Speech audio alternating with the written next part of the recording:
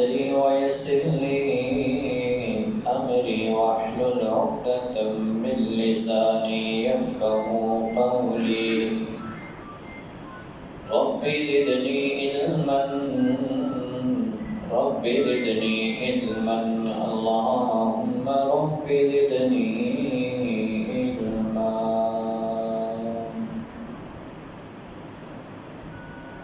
الحمد والثناء اللہ وحدہ لا شریک کے لیے ہیں، جو ساری کائنات کا خالق، مالک، رازق، داتا، مشکل کشا، حاجت روا ہے۔ درود و سلام ہو امام الانبیاء، حبیب کبریا، جناب محمد رسول اللہ صلی اللہ علیہ وآلہ وصحبہ وبارک وسلم کی ذات اقدس پر۔ حضرت ذی وقار پچھلے دنوں ایک دن گزرا ہے جسے دنیا لیبر ڈے کے نام سے یاد کرتی ہے۔ اگرچہ اسلام کے اندر مخصوص ایام کسی بھی چیز کو لے کر بنا لینا اس کی اجازت نہیں ہے،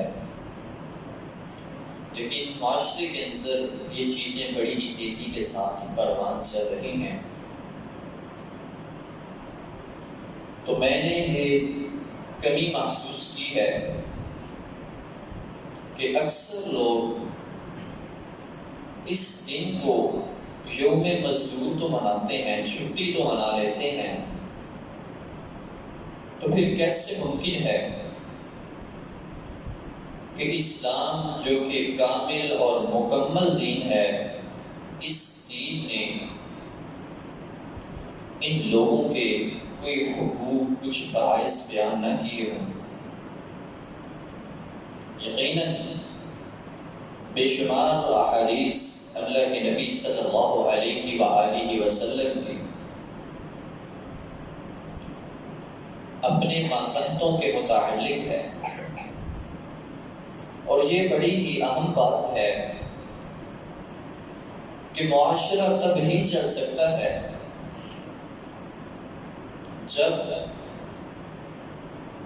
امراء حضرات اور مزدوروں کا باہمی ربط قائم ہو۔ یہ بڑی بڑی فیکٹریاں، یہ بڑے بڑے محلات، یہ گھر جن لوگوں کی ملکیت ہیں، اگر مزدور نہ ہوتے تو یقیناً ان کی کوئی حیثیت نہیں تھی۔ یہ بڑے بڑے کارخانے، کبار خانے کی حیثیت رکھنے تھے۔ یہ چلتے ہیں تو معاشرے کے ان لوگوں کے ساتھ چلتے ہیں جن کے رزق کا ذمہ اللہ رب العزت نے آپ کے ساتھ جوڑا ہوتا ہے، اور ان کے حقوق اللہ کے نبی صلی اللہ علیہ وآلہ وسلم کی احادیث بیان فرما رہی ہیں۔ امام کائنات جناب محمد رسول اللہ صلی اللہ علیہ وآلہ وسلم سے سوال کیا گیا، کہا اللہ کے رسول صلی اللہ علیہ وآلہ وسلم ای الکسب اطیب، اللہ کے ہاں سب سے پسندیدہ ترین کھانا کون سا ہے، کسب کون سا ہے، جو کمائی ہے، جو آمدن ہے؟ نبی صلی اللہ علیہ وآلہ وسلم نے فرمایا اللہ کے ہاں سب سے محبوب ترین کھانا وہ ہے جو دھوکے سے پاک ہو، جو فریب سے پاک ہو، اور انسان نے اپنی محنت سے، اپنے ہاتھ کی کمائی سے کیا گیا ہو۔ محنت کی ہو، مشقت کی ہو، مزدوری کی ہو، یہ عمل اللہ رب العزت کو سب سے پسندیدہ عمل ہے۔ اور یہ بات شروع میں یاد رکھیں، اسلام کبھی آپ کو نہیں کہتا کہ آپ اپنے کام کاج چھوڑ دیں، آپ محنت مزدوری چھوڑ دیں، صرف مسجدوں میں ڈیرے لگا لیں، صرف اللہ اللہ کرتے رہیں، ہر ٹائم آپ اسلام کے لیے وقف کر دیں، اپنی معیشت، اپنا گھر بار چھوڑ دیں. نہیں، اسلام بلکہ آپ کو پورا موقع دیتا ہے. اللہ کا قرآن کہتا ہے وَجَعَلْنَا اللَّيْلَ لِبَاسًا وَجَعَلْنَا النَّهَارَ مَعَاشًا. ہم نے رات کو بنایا ہے، لباس بنایا ہے،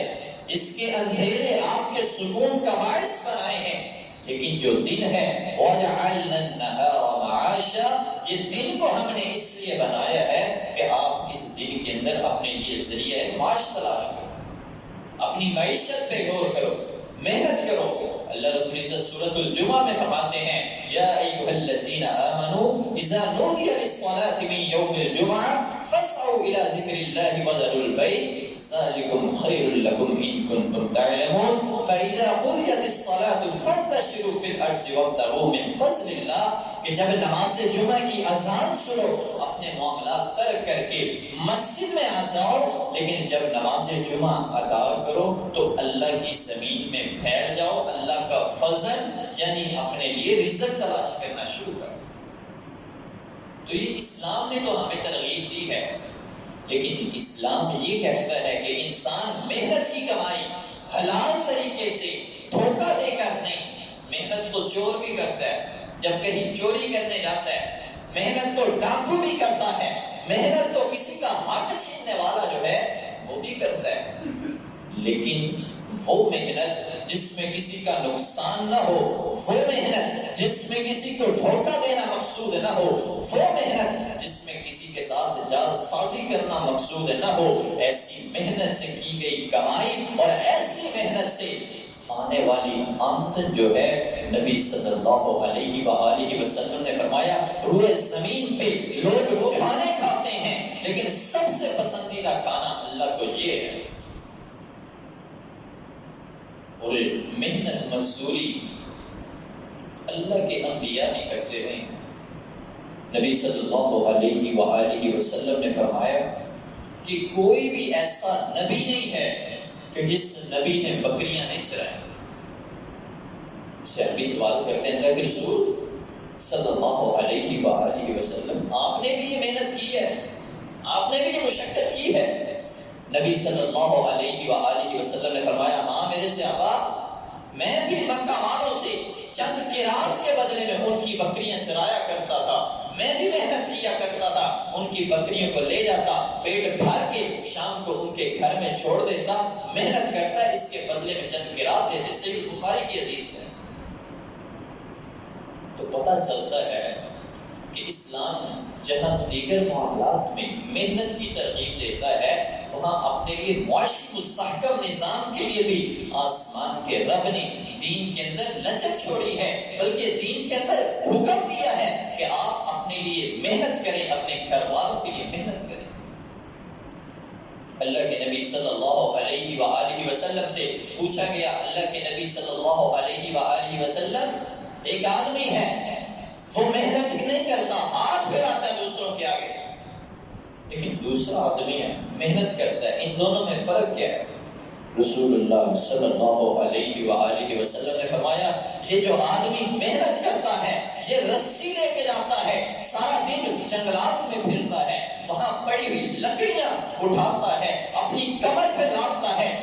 وزنی یہ لکڑیاں لا کر کے شہر میں لوگوں کو بیچتا ہے، لوگ اسے بطور ایندھن استعمال کرتے ہیں، بدلے میں اسے معاوضہ دیتے ہیں، یہ اس نے محنت کی کمائی کی ہے. وہاں دوسری طرف جو انسان ہے جس نے محنت کوئی نہیں کی، ہاتھ پھیلاتا ہے لوگوں کے آگے، لوگوں سے مانگتا ہے، اللہ کے نبی صلی اللہ علیہ وآلہ وسلم نے فرمایا یہ اس سے کئی درجے بہتر ہے. بلکہ ہاتھ پھیلانا تو نبی صلی اللہ علیہ وآلہ وسلم نے فرمایا کوئی انسان بغیر ضرورت کے کسی کے آگے ہاتھ پھیلاتا ہے، تلی آگے کرتا ہے، ضرورت نہیں ہے، صرف اس وجہ سے کہ میرا مال بڑھ جائے، جمع کرنے کی نیت سے عادی ہو گیا ہے، اس کے پاس اپنی چیز ہے، لیکن اس کا لازمی نہیں ہے اس سے مراد بیکاری حضرات ہیں، اس سے مراد وہ انسان بھی ہے جس کے پاس ضرورت کی چیز ہے لیکن وہ استعمال نہیں کر رہا، یا اسے کسی چیز کی ضرورت اتنی کوئی خاص نہیں ہے، ایویں بس کسی کے پاس کوئی چیز دیکھی مینو دے دے، یہ آپ کے پاس نہیں اچھی لگ رہی، اسے مانگنے کی نیت سے سوال کرنا شروع کر دیتا ہے، مانگنا شروع کر دیتا ہے، یہ بھی اسی زمرے میں آتا ہے۔ اللہ کے نبی صلی اللہ علیہ وآلہ وسلم نے فرمایا اپنے مال کو ضرورت پوری کرنے کے لیے نہیں، مجبوری کے تحت نہیں، اپنے مال کو بڑھانے کے لیے جو انسان کسی کے آگے دستے سائل پھیلاتا ہے، ہاتھ پھیلاتا ہے سوال کرنے کی نیت سے، فرمایا قیامت کے دن اس کے چہرے پہ اللہ ماس نہیں آنے دیں گے، یہ ہڈیوں کا ڈھانچہ ہوگا اس کا دل۔ حضرات ہم تو عام ایک تو ہم نے سمجھا ہوگا نا طبقہ بیکاری حضرات، لیکن یہ چھوٹی چھوٹی عادتیں ہمارے اندر بھی ہیں، ایوی کوئی ضرورت نہیں ہے تین یا موٹر سائیکل کی چابی میں آؤں یا یہ چیز دینا میں یہ کر لوں، یہ چھوٹی چھوٹی باتیں جن کی ضرورت بھی نہیں ہے، جن کے بغیر گزارا چل سکتا ہے۔ اور میں تو یقین کریں میری تحقیق ہے، اللہ عالم میں غلط بھی ہو سکتا ہوں، میں تو یہ چیز بھی سمجھا کرتا ہوں کہ عید کے دن عیدی کا سوال کرنا بھی جائز نہیں ہے۔ واللہ اعلم، علماء اس پہ علم رکھتے ہیں، لیکن اس حدیث کی روشنی میں یہ سمجھتا ہوں کہ عید کے دن یہ جو لوگ آپ کے آگے ہاتھ پھیلانا شروع کر دیتے ہیں عیدی کے نام پہ، ہاں اپنی خوشی سے بھی دے دے ٹھیک ہے، لیکن یہ مطالبہ کرنا مقصد کیا ہے؟ کوئی ضرورت ہے؟ مستحق ہے؟ نہیں، مال بڑھانے کی ضرورت ہے۔ تو پھر اللہ کے نبی صلی اللہ علیہ وسلم کی یہی تو حدیث ہے، فرمایا یہ انسان جو بغیر ضرورت کے ہاتھ پھیلاتا ہے قیامت کے دن چہرے پہ ماس سے محروم ہوگا۔ حضرات پھر مجھے بتائیں اس حدیث سے ہم اسٹارٹ کرے گا، بات دور نہ نکل جائے۔ اللہ کے نبی صلی اللہ علیہ وآلہ وسلم نے بڑی اس معاملے میں فضیلت بیان کی ہے کہ جو انسان محنت کرتا ہے، مشقت کرتا ہے اور اپنے گھر والوں کے لیے رزق حلال کماتا ہے۔ حضرات آئیے اب بات کو آگے بڑھاتے ہیں، ان حضرات کے کچھ آپ کے ذمہ حقوق ہیں جو میں نے اور آپ نے ادا کرنے ہیں۔ سب سے پہلا حق کیا ہے؟ ان کے ساتھ تعاون کیا جائے، ان کی مدد کی جائے۔ نبی صلی اللہ علیہ وآلہ وسلم نے فرمایا تم میں سے ہرگز اپنے دوسرے ماتحت بھائی کو اتنا مشکل کام نہ دو کہ جس کام کی وجہ سے وہ انسان مشقت میں پڑ جائے، اور اگر وہ مشقت میں پڑ جائے وہ مشکل کام ہے تو آپ بھی اس کے ساتھ مدد کرو۔ لیکن ہم کیا کہتے ہیں؟ ان والے پیسے دینے جی آپ کرنا ہے، نہیں میرے بھائیو، نبی صلی اللہ علیہ وآلہ وسلم نے فرمایا جب ماتحتوں سے مزدوری کرواتے ہو اسے اس قدر سخت کام نہیں دینا کہ وہ کر بھی نہ سکے، لیکن اگر کام سخت ہے آپ اس کے ساتھ مل جائیں، تعاون کیجئے۔ بلکہ ایک اور حدیث رسول اللہ صلی اللہ علیہ وآلہ وسلم کی، سیدنا ابو ذر رضی اللہ تعالی عنہ فرماتے ہیں اللہ کے نبی صلی اللہ علیہ وآلہ وسلم کے سامنے ایک دن میں تشریف فرما تھا، اللہ کے نبی صلی اللہ علیہ وآلہ وسلم نے اچانک سن لیا میں نے اپنے غلام کو نا گالی دی ہے، اس کو اس کی ماں کے بارے میں گالی دی۔ نبی صلی اللہ علیہ وآلہ وسلم نے جب یہ بات سنی نا سخت خفا ہوئے۔ رسول اللہ صلی اللہ علیہ وآلہ وسلم نے فرمایا اے ابو ذر آج بھی تمہارے اندر زمانے جاہلیت کی کچھ حرکتیں موجود ہیں۔ پھر اس کے آگے نبی صلی اللہ علیہ وآلہ وسلم نے جو بات فرمائی ہے نا بڑی توجہ سے سننے والی ہے۔ فرمایا یہ جو تمہارے ماتحت ہیں، تمہارے خادمین ہیں، یہ اللہ رب العزت نے ایک نظام بنایا ہوا ہے، کوئی مقصد ہے جس مقصد کے لیے اللہ نے ان کو آپ کے ماتحت رکھا ہوا ہے۔ یہ مسلمان اگر آپ کے ماتحت ہوں، آپ کے بھائی، تو ان کے ساتھ ہرگز ظلم و زیادتی نہ کریں۔ یہ کوئی سبب ہے جس کی وجہ سے اللہ نے آپ کا ہاتھ دینے والا بنایا ہے، اس کا ہاتھ محنت کر کے لینے والا بنایا ہے۔ کیا سمجھتے ہیں؟ آج ہمارے پاس پیسہ ہے، ہمارے پاس ملازمین ہیں، تو جیسا مرضی سلوک کریں، جیسے مرضی بولیں ہم ان کے ساتھ۔ سفید داڑھیوں والے بیچارے یہ مالک، یہ پیسے والا ان سے آدھی عمر کا بھی نہیں ہے، لیکن اس کو بولنے کا سلیقہ نہیں، ان سے کلام کرنے کا سلیقہ نہیں۔ اللہ کے نبی صلی اللہ علیہ وآلہ وسلم نے فرمایا کوئی مقصد ہے اس کے پیچھے، وہ محنت کر رہا ہے، ہم اس پہ پیسے دے کے احسان نہیں کر رہے، بلکہ یہ بھی حدیث ہے، فرمایا اس کی محنت کی کمائی اسے دیکھ کر کے یوں نہ سمجھنا کہ جیسے آپ نے اس پہ بڑا احسان کیا ہے، اس نے محنت کی ہے، اس محنت کی مزدوری آپ سے لی ہے۔ ہم کیا کیا باتیں سناتے ہیں حضرات، دن بدلتے ٹائم نہیں لگتا، حالات تبدیل ہوتے وقت نہیں لگتا، کیا پتا وقت گردش لے کل کو وہ ہاتھ دینے والا ہو جائے اور آپ کا ہاتھ لینے والا ہو جائے۔ احترام کیا کریں۔ رسول اللہ صلی اللہ علیہ وآلہ وسلم نے فرمایا ابو ذر، یہ جو تمہارے ماتحت ہیں، جو خود پہنتے ہو انہیں بھی وہی پہنایا کرو، جو خود کھاتے ہو انہیں بھی وہی کھلایا کرو، انہیں اپنے سے حقیر نہ جانا۔ اور جب سیدنا ابو ذر رضی اللہ تعالی عنہ نے یہ حدیث سنی نا، ایک تابعی بیان کرتے ہیں، فرماتے ہیں میں نے ابو ذر رضی اللہ تعالی عنہ کو اور ان کے غلام کو ایک دن اچانک دیکھا اللہ کے نبی صلی اللہ علیہ وسلم کی وفات کے بعد۔ میں کیا دیکھتا ہوں کہ جس کیٹیگری کا، جس برانڈ کا، جس کمپنی کا اچھا کپڑا جناب ابو ذر کے جسم پہ ہوتا تھا، اسی طرح کا کپڑا جناب ابو ذر کے خادم کے جسم پہ بھی ہوتا تھا۔ صحابہ کرام تھے، حدیث سننے کی دیر ہوتی تھی، وہ فوراً اس حدیث کے مطابق اپنی زندگی کو بنا لیتے تھے۔ آئیے اس سے آگے بڑھتے ہیں۔ اللہ کے نبی صلی اللہ علیہ وآلہ وسلم نے فرمایا اپنے ان ماتحتوں کے ساتھ حسن سلوک کیا کرو، ان کی غلطیوں سے درگزر کرنا سیکھو۔ ایک صحابی اللہ کے نبی صلی اللہ علیہ وآلہ وسلم سے سوال کرتا ہے اللہ کے رسول، میرے پاس کچھ خادمین ہیں، میں ان کی غلطیوں سے کتنی دفعہ دن میں درگزر کروں؟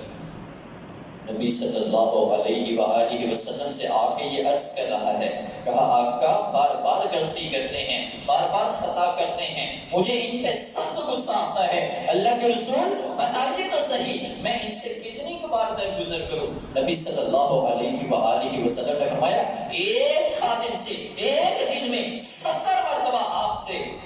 یہی التماس ہے کہ اس سے درگزر کرو۔ چھوٹی چھوٹی غلطیوں پہ اسے گالیاں دینا، اسے ذلیل و رسوا کرنا، مارکیٹ کے سامنے یہ دکان پہ سیل مین ہے، کوئی نقصان ہو گیا ہے، کوئی غلطی ہو گئی ہے، سارے بازار کے سامنے اسے شرمندہ کر رہا ہے، گاہکوں کے سامنے اسے ذلیل کر رہا ہے۔ اللہ کے نبی صلی اللہ علیہ وآلہ وسلم کی یہ تعلیم تو نہیں ہے۔ رسول اللہ صلی اللہ علیہ وآلہ وسلم نے تو بڑی تاکید کی ہے، یہاں تک اللہ کے نبی صلی اللہ علیہ وآلہ وسلم نے فرمایا جب کسی مالک کا کھانا آ جائے نا تو اس کا ماتحت اس کے پاس ہو، اسے بھی وہ اپنے پاس بٹھائے، کھانا کھلائے۔ اگر کھانا کم ہے، تھوڑا ہے، زیادہ نہیں ہے تو یہ بے شک اسے چند لقمے ہی دے دے، لیکن اسے بھی لازمی دے، اپنے پاس بٹھا کے دے۔ اللہ کے نبی صلی اللہ علیہ وآلہ وسلم نے در حقیقت یہ بت توڑے ہیں جو زمانے جاہلیت میں تھے، وہ اپنے آپ کو تو خاص سمجھتے تھے، منصبوں کا، عہدوں کا مالک سمجھتے تھے، لیکن اپنی ہی طرح کے دوسرے انسانوں کو حقیر سمجھتے تھے۔ یہ مالک اور مزدور ان دونوں کے درمیان فرق صرف یہ ہے کہ ایک پیسے دینے والا ہے، دوسرا محنت کرنے والا ہے، اس کے علاوہ کوئی فرق اسلام نے نہیں رکھا۔ اپنے لیے بیٹھنے کا اچھا انتظام ہے، بیچارے مزدور جدھر کام کر رہے ہیں ادھر پنکھا بھی نہیں ہے، اپنے لیے اے سی اور ایئر کنڈیشن ماحول رکھا ہے، لیکن جدھر لیبر کام کر رہی ہے وہاں گرمی کی شدت ہے، کھڑے ہونے کا ٹائم نہیں ہوتا، ایک منٹ کے لیے وہاں کھڑا نہیں ہوا جاتا۔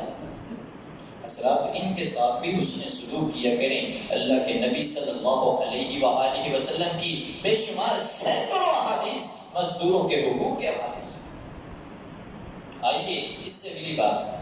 مزدوروں کے حقوق کے متعلق رسول اللہ صلی اللہ علیہ وآلہ وسلم نے فرمایا ان کے ساتھ جب بھی آپ نے کام کرنا ہے نا ماتحتوں کے ساتھ، سب سے پہلی چیز تو یہ ہے کہ آپ نے ان کے ساتھ طے کرنا ہے، مزدوری کو پہلے طے کرنا ہے۔ صحیح حدیث رسول اللہ صلی اللہ علیہ وسلم کی، فرمایا کسی ماتحت سے مزدور سے تب تک کام نہ کرواؤ جب تک اس کے ساتھ مزدوری کو طے نہ کر دو۔ اور یہ قرآنی نص ہے، شعیب علیہ السلام کی بکریوں کو چروانے کے لیے جناب موسیٰ علیہ السلام کا بڑا تفصیل سے واقعہ قرآن کے اندر موجود ہے۔ مختصر موضوع کے متعلق بات کر رہا ہوں کہ جب موسیٰ علیہ السلام کو شعیب علیہ السلام کی بیٹیاں لے کر کے اپنے باپ کے پاس گئی ہیں، شعیب علیہ السلام نے سب سے پہلے ان سے مزدوری طے کر کے، مفسرین نے اس آیت کی تفسیر میں لکھا ہے کہ مزدور کے ساتھ جب بھی کام کرنا ہے سب سے پہلے اس کی مزدوری لازمی طے کرنی۔ بعد میں لڑائی پڑتی ہے، پہلے کہہ دیتے ہیں کوئی نہیں کام کرو تمہیں خوش کرائیں گے، کر لیں گے، اور بعد میں کر لیں گے، ٹھیک ہے۔ جب کام ہو جاتا ہے بیچارہ مزدور بھی راضی نہیں ہوتا اور دینے والا تو ویسے ہی راضی نہیں ہوتا۔ لیکن شعیب علیہ السلام نے موسیٰ علیہ السلام سے پہلے دن ہی طے کیا ہے، پہلی ملاقات میں ہی یہ طے کر لیا ہے کہ میری بکریاں ہیں، آپ ان بکریوں کو 8 سال تک چلاؤ گے تو میں تمہیں اس کی عوض اپنی ایک بیٹی کا نکاح کر دوں گا۔ یہ ایک نبی دوسرے نبی کو کہہ رہا ہے، تو پتہ چلتا ہے کہ کسی بھی قسم کا کانٹریکٹ آپ نے لازمی کرنا ہے۔